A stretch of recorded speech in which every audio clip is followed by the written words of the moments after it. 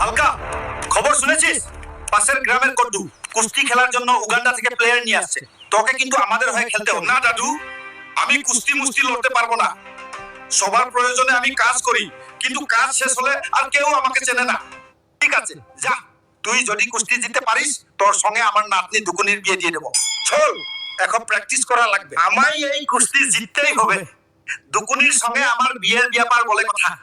আমার ভাবতেই লজ্জা করছে। দাদু, এর তো বিশাল সাইজ। একে দেখে আমার কেন জানি ভয় লাগছে। ধুর বেটা, তুই শুধু দুকুনির কথা মনে কর।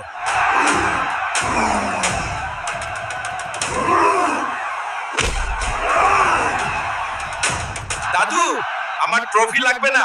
তুমি তোমার কথা রাখো। তোমার নাতনি দুকুনির সঙ্গে এখন আমার বিয়ে দাও, তাহলেই আমি শান্তি পাবো। কি বললি তুই? আইনাই নিজের চেহারা দেখছিস? বামন হয়ে চাঁদে হাত বাড়াচ্ছিস? দেখছিস এটা কি?